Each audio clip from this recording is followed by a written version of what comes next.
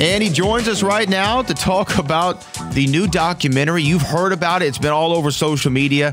I Love You, You Hate Me. Yes, it's the Barney documentary, and Tommy Avallone joins us this morning to talk about it. Man, Tommy, how you doing? Good, man. How are you? I'm great, bro. Hey, it's been some time since we last spoke on the air. Last time I talked to you, we were talking about the Bill Murray doc that you did that was so great.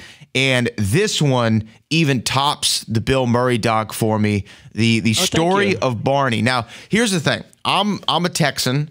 I'm in Houston. Okay. I'm not too far away from Allen, Texas, where Barney started. It's kind of, let me ask you this, to start off everything. Are the values of like the South and Texas, in your opinion, intertwined with Barney? Were they part of the inspiration for it? Could this have been anywhere else but Texas? I guess is my question. I think it could have been anywhere else, but certainly what made it special is that it was from Texas for sure. And yeah, I mean, talking to people, everyone was so sweet. It was funny. It's like, I guess it's that Southern niceness where like, you talk to a couple people and they would say like, oh, this, and this. And as soon as the cameras were on, they're like, oh man, this person, this. Like they felt like they needed to get it out at least at some point, just not on the record, I guess when people hear that there's a Barney documentary, they're not exactly sure probably what to expect overall. But then when you watch even the first 30 seconds, the intro for it, I was all the way in at that. But what is the feedback been like from people who've seen the doc?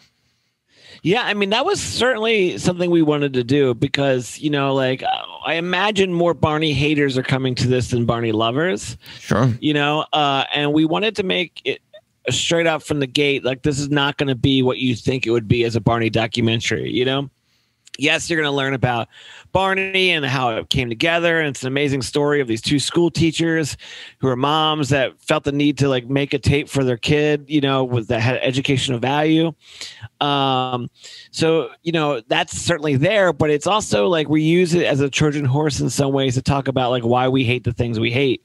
Here's this character that was just created to teach you how to love. And we're like, no, thank you. We'd rather hate you, actually, So it was fun to explore that for sure.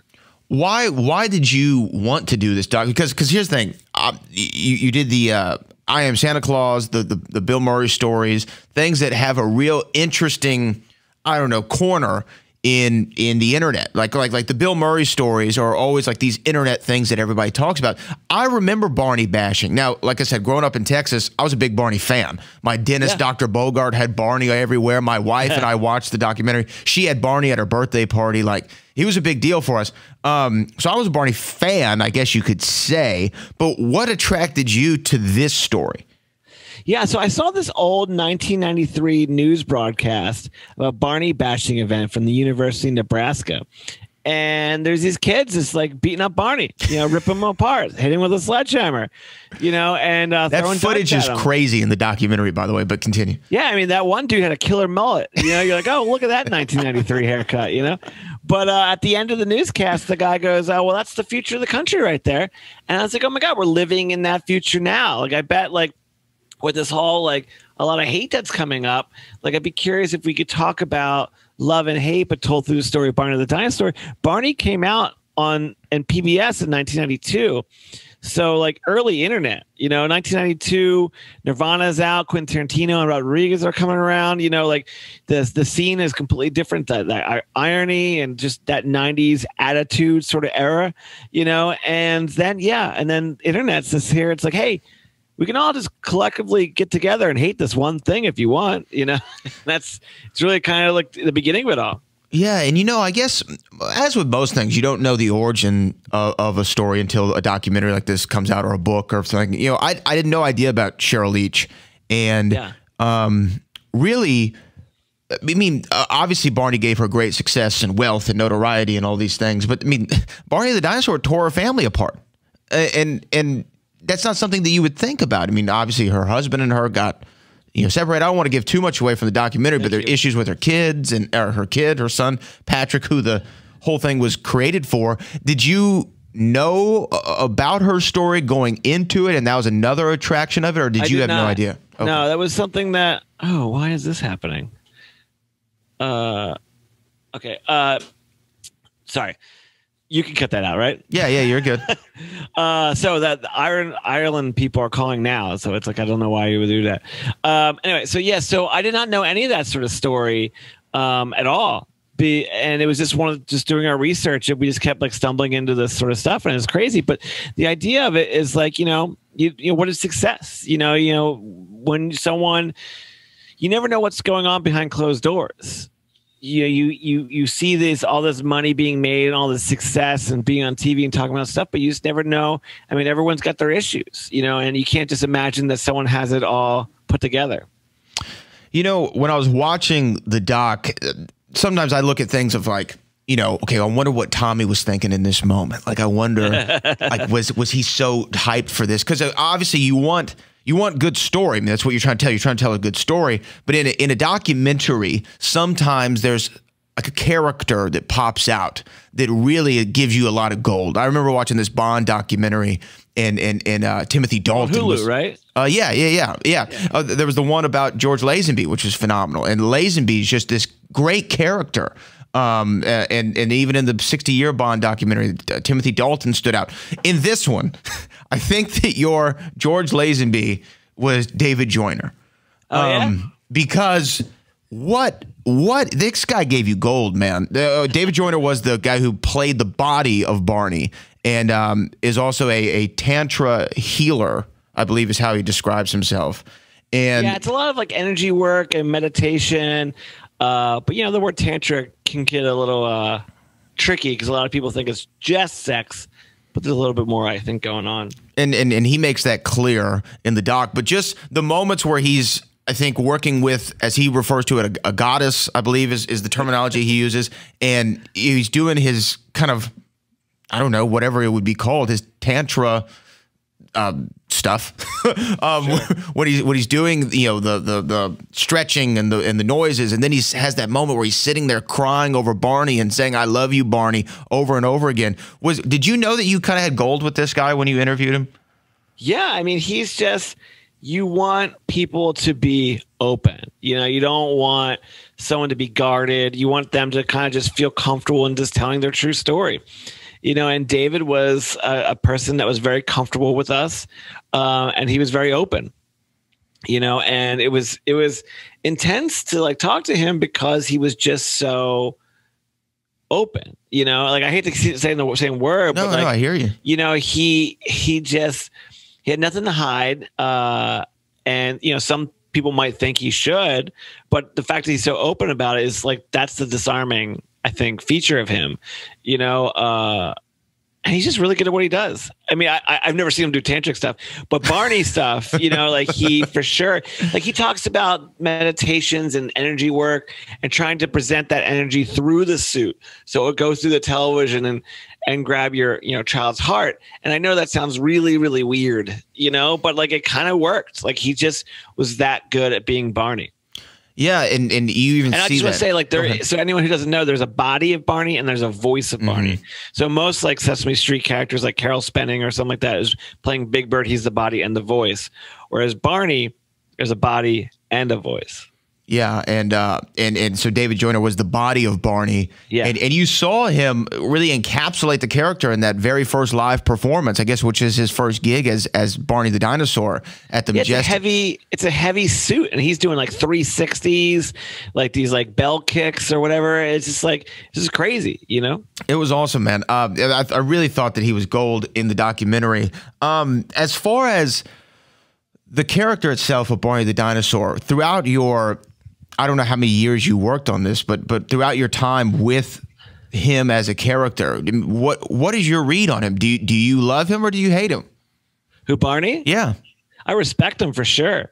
You know, I guess I could say that I love him because my daughter loves him now. You know, it's like, it's really interesting seeing her gravitate towards Barney. She was like around 1-ish when, you know, we started filming. And I'd put Barney on and she was just glued to the TV. You know, it was funny. Like, you know, some people early 90s was like, oh, they must have subliminal messages that only the children can hear. And that's why it's working. You know, you're like, that's silly. And then my daughter will stop in her tracks and like run to Barney. I'm like, oh, maybe they got something. Maybe they're onto something here, you know. And I would like tease like the writers of Barney. I was like, I think you do. I think you are doing subliminal messages, you know. But you know, I was talking to Dean Wendt, who's another voice of Barney, and my daughter was crying on the phone. And he just got right into the Barney voice saying, I love you, you love me. And she just instantly stopped crying. So Barney is a super powerful thing. And whether you like him or not, I mean, you can find him annoying, but the respect issue, I mean, I just think I think they did a fantastic job. Man, that was so well put. And to me, you don't understand that Barney, because I think of him as just this really early 90s figure, and that's where obviously the popularity of Barney exploded. Sure. But I mean, this show was on through 2010. I'm sure a lot of people don't even realize that. People like Selena Gomez and Demi Lovato were on this show of Barney, and it was really had such a great run. I want to ask though about. And again, I don't want to give too much away. If y'all are listening to this, you're talking to Tommy Avallone. I Love You, You Hate Me. The Barney documentary is on Peacock right now. By the way, Peacock's another great service. I'm glad that they put this doc on there. There is a babysitter who was she was Cheryl Leach's babysitter for her son Patrick. I don't want to give too much away, but there's a moment where you ask her a question, she answers it. She calls you a couple months later and almost retracts her earlier comments. As a documentarian, when she gave you that initial answer regarding Patrick, the son of Cheryl Leach, did you believe her, or did your BS radar go off? No, I mean, I had a really great relationship with her. And it wasn't she retracted anything because she didn't say anything wrong. She just didn't extend things as much as she thought to. I mean, look, it takes a lot for someone to like, because Cheryl Leach isn't just a name to her. You know, she's a family friend. She's someone that she cares for and loves and respects. So it's not like, you know, I don't know who, you know, some people you have close in your life. Mm-hmm. If someone's like, hey, can you come on this documentary? And even though you don't know me, trust me to kind of say something that person might get upset about, you know, like who knows, you know? So it takes a lot to trust someone. So I knew she was holding back. She was not lying, you know, but she was just like holding back on the stuff she had already told me on the phone. So that was like a little bit disappointing. But when she emailed me like 2 weeks later and was like, I feel like I can say more without being mean, you know, without being disrespectful, without being all that sort of stuff. So yeah, we came back for that. So we continued the interview with her, and she gave us a little bit more. So she was never saying anything wrong. She was just like, you know, she's not a typical person that's going to be on camera either. So it's a lot of nerves that kind of go into it. Yeah, and I guess I can relate to that. Obviously, if somebody asks you like intimate details about somebody who you're so, you know, close with, and especially when you bring up things that are, you know, they don't love to talk about, it can be, yeah, like you said, a very pressure-filled situation. How many times did you try to get Cheryl Leach? Was it just once that you reached out and she just declined and you moved on, or were you persistent about it? Because she's such a fascinating figure. There's a lot of interview footage of her, which I think is very effective to tell the story of Barney. But did you try multiple times, or how'd that go? I wouldn't say multiple. Like, I sent her a really nice email, and she responded back, and we traded emails back and forth. She watched some of my stuff, you know, like a teacher. She gave me notes on things, which I loved. And then we met up. We had lunch. We had this like beautiful 4-hour lunch, and she's amazing. I think she's an amazing person. Super nice, super caring.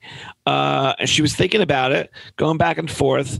But one thing led to another, and she decided not to be a part of it. And I respected that. I might have checked in like maybe one more time during filming and just tell her everything's going great, still would love to get you, and then it was still a pass. So like, you kind of just have to respect that. And she's very alive in this documentary as well, because she did so many interviews in the 90s. So, you know, it would be upsetting to not have her in there at all, but thankfully with all the archival we were able to get, you know, she's still very much alive in this, even though, you know, I'm not acting like she's dead or anything like that, but you know. Yeah, no, but she feels like the you know, the second lead, right? Yeah, I mean, it's really a story of her and Barney. I know that you're a wrestling fan, you know, as am I, down here in Houston working with Book and things like that. I remember in the Bill Murray documentary, in the Murray stories, there was a in one of the reenactments, there was a gentleman who was wearing a Cactus Jack T-shirt, if memory serves me correct. Yeah. And then obviously you did I Am Santa Claus with Mick Foley. I was waiting to see if there would be any kind of wrestling reference in the Barney doc. You know, I just thought, man, is Tommy going to slip one in there? And I think you kind of do with I was about to say, did you see it? With the there's I don't know, maybe I didn't, but I know there's the Big Bird wrestling match. San Diego Chicken stood out to me because Pete Rose was him at WrestleMania, I think 2000. Right. Was there another one that I missed?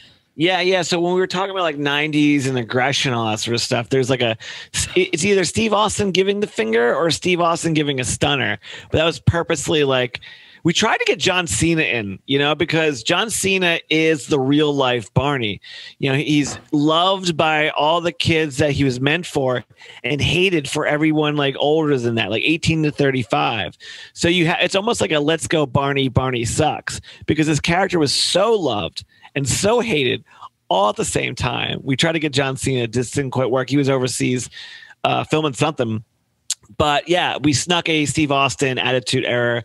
You know, either the finger or the stunner. It was in there. Because I remember the montage of people giving the finger, like Jim Carrey. Yeah, maybe it wasn't in the finger part. I actually haven't seen it in a while. Okay. It was during that sort of 90s, like when they were talking about like aggression. You know, I think there's a clip from like Goodfellas in there or like something like that too.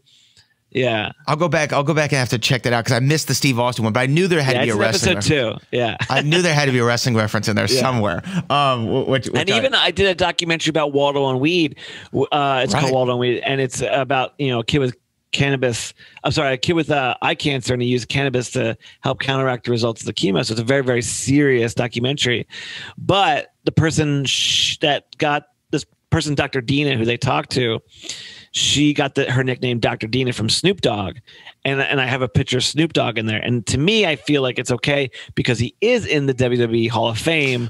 So I feel like it still sort of counts. That counts. That definitely counts. I think it counts. But also, I just want to add that, like, I'm doing this other documentary too. It's called The House From.